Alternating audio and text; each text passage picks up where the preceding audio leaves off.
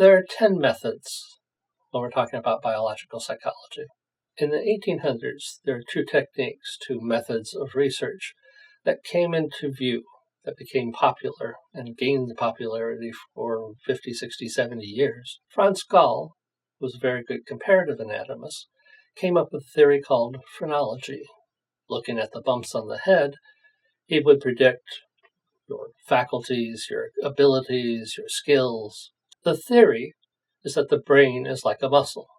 The brain is not like a muscle. Stop saying that. But the brain is like a muscle, says Gall. And as the brain works and works, it gets bigger. The more you exercise your brain, the bigger the brain will be. So if you exercise a portion of the musical part of the brain, it will get bigger and bigger, and it will grow and grow, and until it pushes against the skull, and then it'll stick out. So this bump on the top of the skull will indicate this is a region for musical ability. And that next area, which is kind of lower and not able to do as well, you shouldn't do mathematics or whatever the thought was that was close to that particular ability. So the theory was, by looking at a person's face, width of their nose, how far the eyes are apart from each other, the bumps on the head, all of these things would be able to tell you about the inner workings of the brain. Now you can see this leaves great opportunity for stereotypes and prejudice.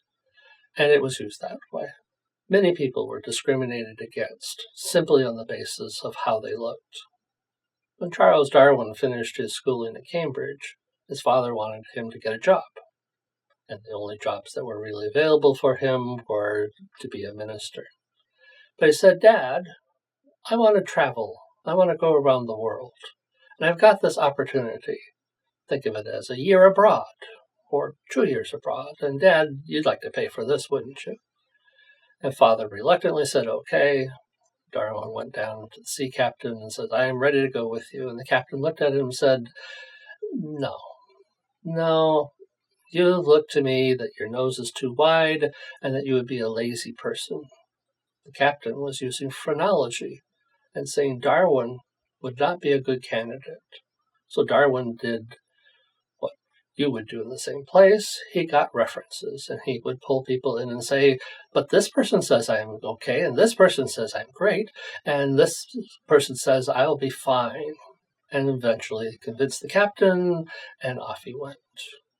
The modern version of phrenology is brain scans. We have not scanned enough people's brains to know what a normal brain scan looks like. We don't even know what a normal EEG looks like. There are plenty of people walking around with abnormal EEGs that don't have epilepsy. They get along perfectly fine. They don't have any difficulty. Their brain waves, the little electrical currents, don't look like everybody else's, but it works for them. Brain scans are the same way. We don't know what a normal brain scan looks like. We know in Alzheimer's what it looks like when there's no brain tissue, when there's less and less brain tissue as the disease progresses, but we don't know what normal is. We can't diagnose that way on the basis of what's inside the head yet. It is our version of phrenology. Not yet do we know how this system works. It's too complex for us to have figured out so far. In the 1800s, phrenology was becoming so popular, not so much with the scientists, but with everyday people, that there was a commission established to identify whether this was a good thing or a hoax. The commission was set up by Napoleon Bonaparte, who said to his physicians, "Let's figure this out." And they said, "Okay, let's find somebody who can figure it out." Who they found was Pierre Florens. Florens took an approach that, again, we're going to do a very scientific approach to this. So Florens took small animals like pigeons and chickens and removed a portion of the brain. This is called ablation. Ablation is to kill a cell or series of cells in a particular area. Nowadays we use ablation to kill little parts of the brain or the heart or breast tissue. Ablation is one of the ways to treat cancer.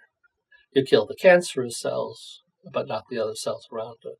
So what Florens did was to remove a portion of the brain and see if the chicken could still hop.